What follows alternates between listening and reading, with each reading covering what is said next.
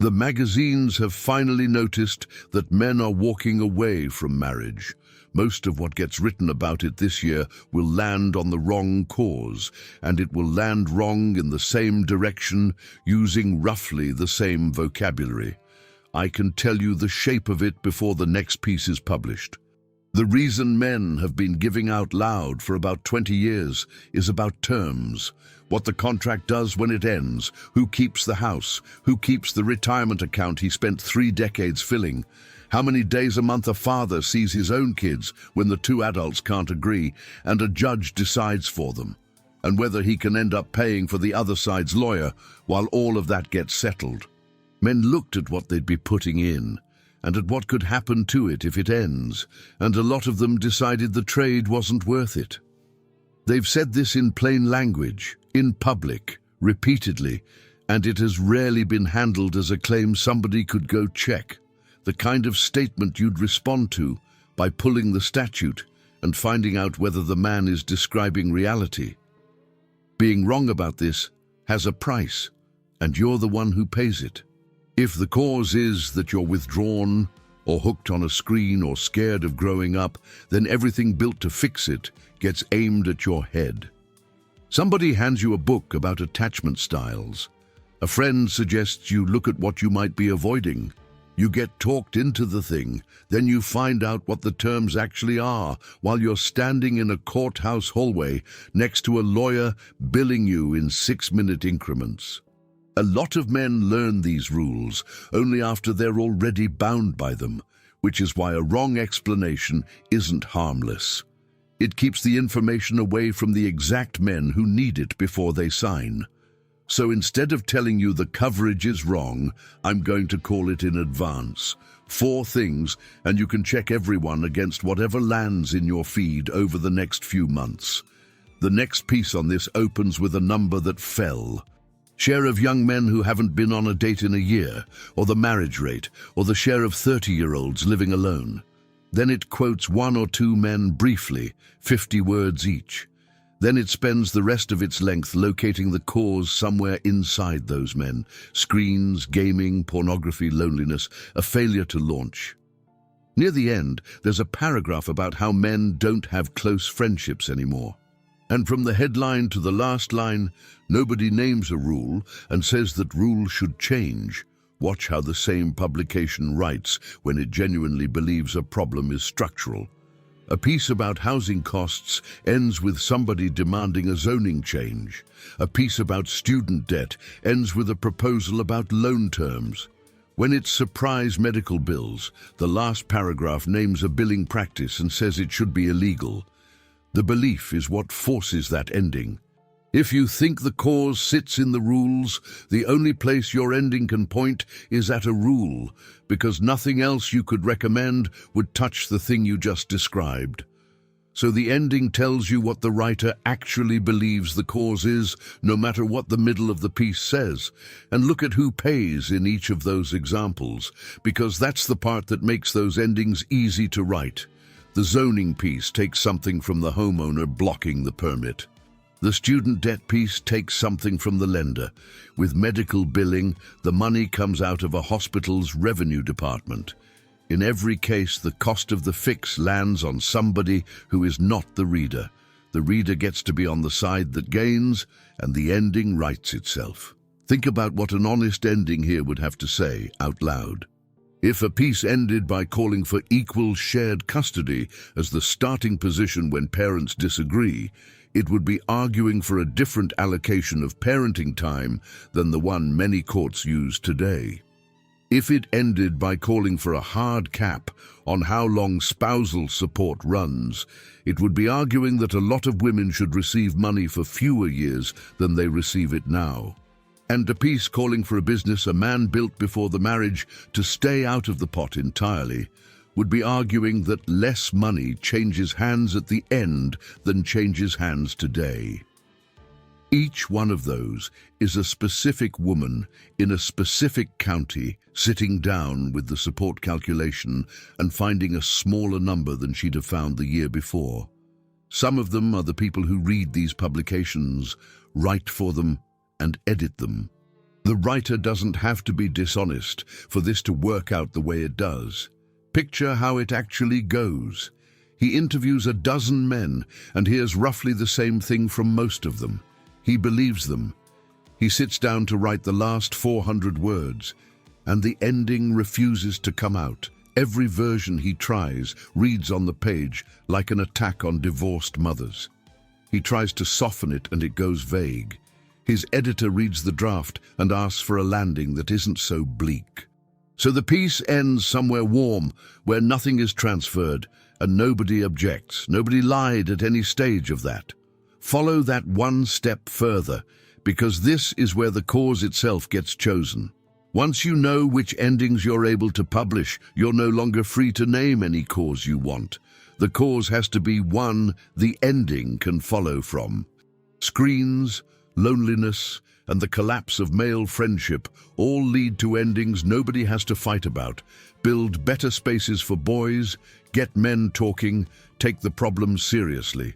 Those causes get selected because they lead somewhere publishable, and the ones that lead to a redistribution get left on the desk. That's how a piece can describe a real thing accurately for 2,000 words and still end nowhere. The description was never the constrained part. Now watch the tone move over the next year and a half, because that goes somewhere predictable too. Right now, most of it is curious and a little sympathetic. Men are struggling, boys are falling behind in school. Somebody should look into this. That phase feels new, and it feels like something is finally happening. It won't hold, because sympathy is being spent, and the numbers aren't moving in return. When that becomes obvious, the language turns instructional. Men need to be reached. Men need to be brought back in, re-engaged, met where they are, drawn out.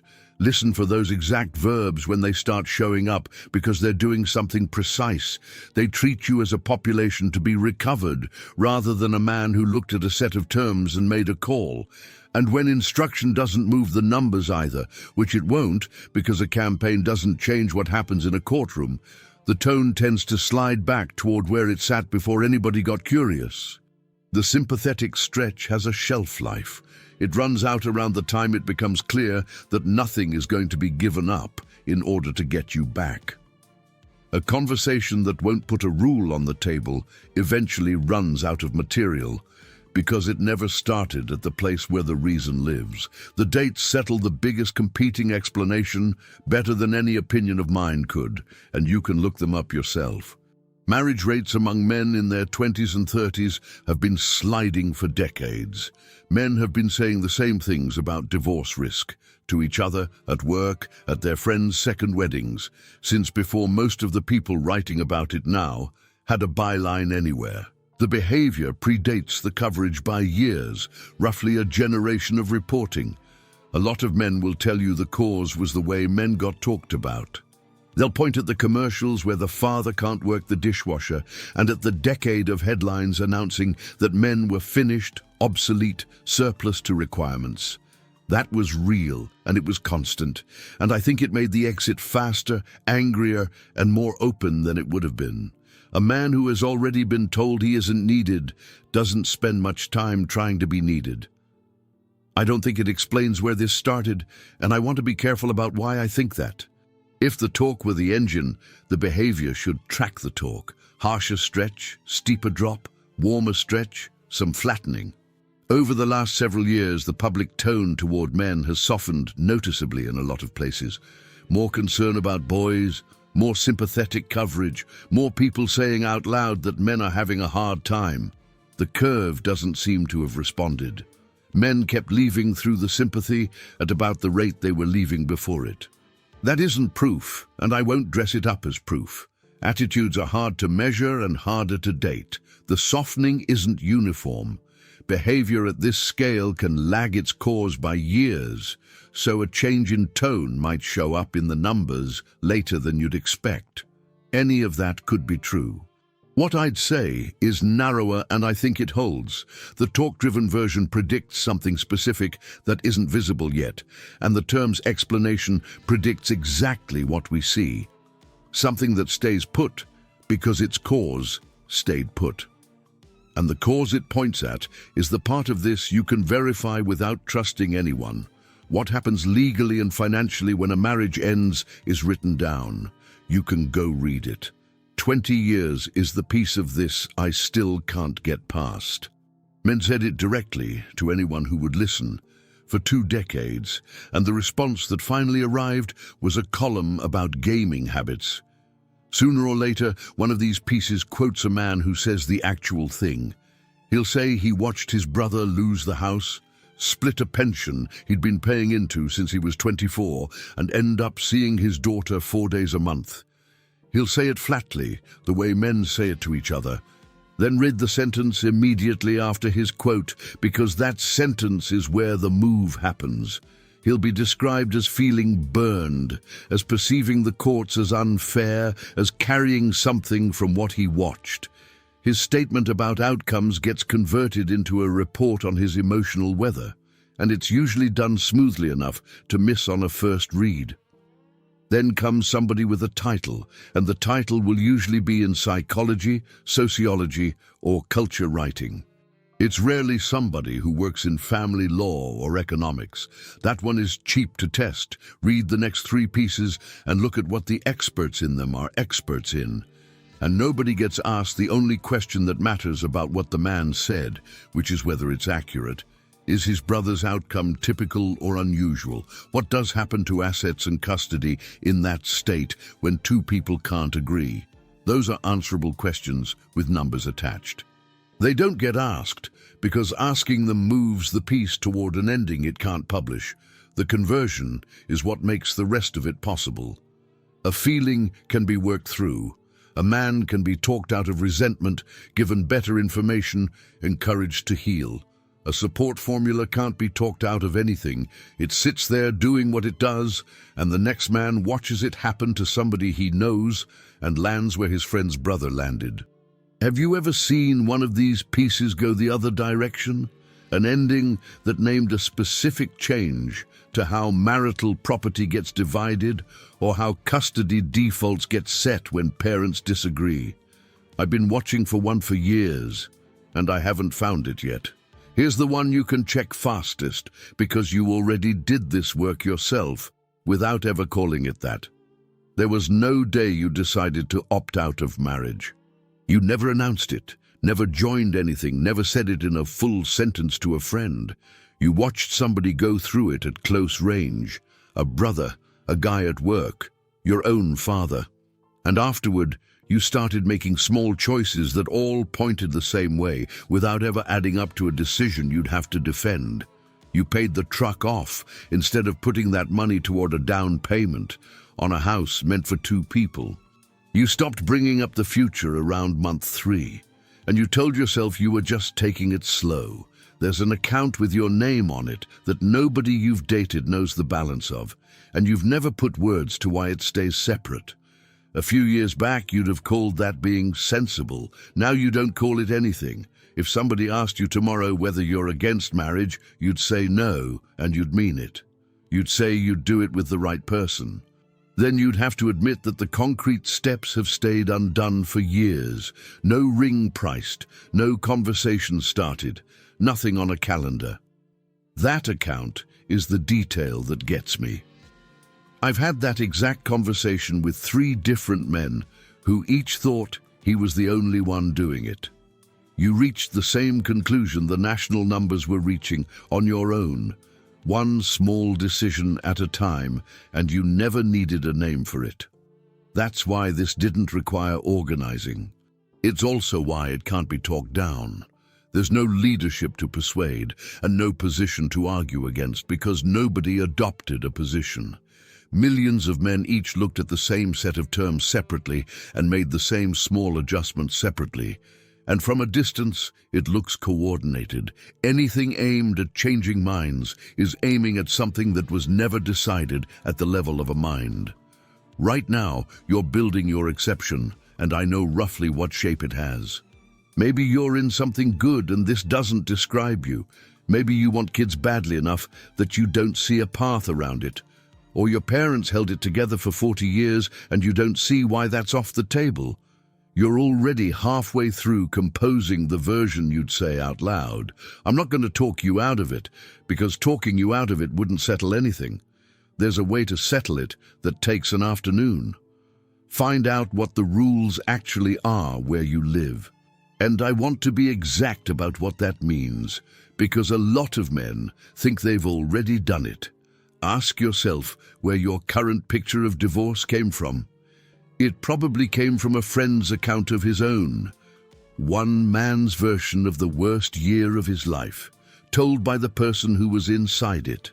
Or from a case that went around online, because the extreme outcomes travel and the ordinary ones don't.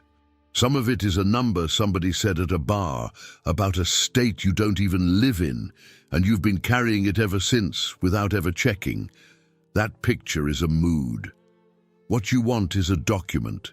The real version is written down, and it's more readable than men expect.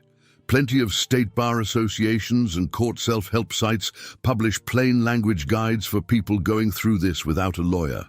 Child support is generally calculated under state guidelines, and you can see which numbers go in and how the calculation works. Spousal support is more of a judgment call in a lot of places, and some states publish a guideline for that too. Custody usually comes with a written standard and a list of factors a judge is supposed to weigh, and you can read the list. 4 questions turn the mood into numbers. You want to know what counts as marital property where you live, and what happens to the house you owned before the wedding if her name goes on the mortgage. You want the support calculation for your state, what goes into it, and how many years the clock can run. Then there's the written standard for custody when 2 parents disagree, and the schedule a judge in your county typically sets when he's the one deciding. And somebody has to tell you when a court can order one side to pay the other's legal fees while all of that gets sorted out. That's an hour of reading or 20 minutes with a family lawyer who can walk you through all 4 while you sit there. You might find out your state is better than you assumed. Some places have moved toward shared parenting as the starting position. Some cap support at a set number of years instead of leaving it open. If that's what you find, that's real information about your actual situation, and it should change what you do, just as much as the other answer would. The point of the afternoon is that you stop deciding your life on a rumor. Whatever you do next, you'd be doing it on the terms that would actually apply to you, in your county, with your income. What you do, with what you learn, settles this better than anything I could say. If you read all of it and nothing shifts, same thing you wanted, same timeline, same woman, and none of it makes you want to change how you do it, you're a real exception. You want it on terms you have now read and accepted with your eyes open. That's a legitimate place to stand. It's more than a lot of married men can say, and I'd tell you to go do it. If reading it changes something, you have your answer.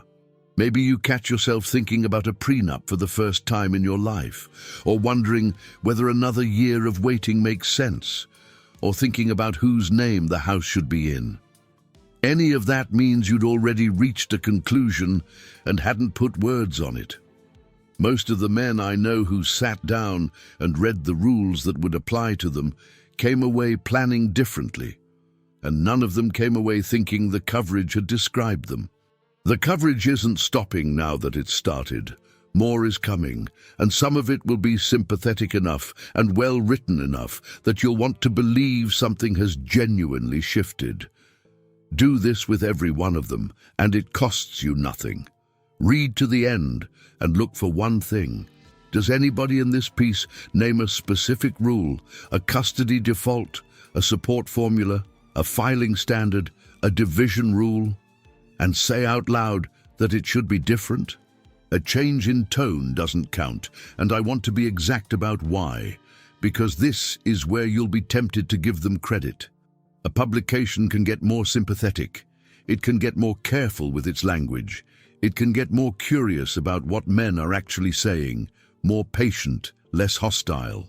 Run the best possible version in your head, a long, serious piece. Men quoted at length and in their own words, nobody calling them fragile or lost. A columnist writing plainly that men have been telling the truth about this for 20 years and were ignored. That whole thing runs on a Sunday. On Monday morning, the standard custody schedule in your county is the same schedule. The support worksheet takes the same inputs and produces the same number. Marital property gets divided by the same rule it was divided by on Friday. Not one input to your decision moved. I'm not saying tone is worthless. Being described accurately is better than being described as a punchline, and men noticing that difference isn't weakness. The thing you're weighing is what happens to your house, your income, and your kids if it ends. Tone doesn't appear anywhere in that calculation. There is no line on the worksheet where a warmer article reduces the number.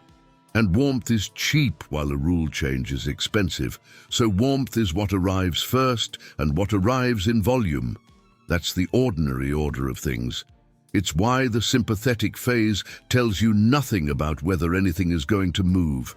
Keep a running count for a year if you want, 1 line per piece on your phone. My guess is you finish that year with a long list of articles and an empty column next to it. The day one of them names a rule and calls for it to change, something real has started, and that piece has earned your full attention. Give it that attention when it comes. Until then, everything that made you cautious is sitting where it was.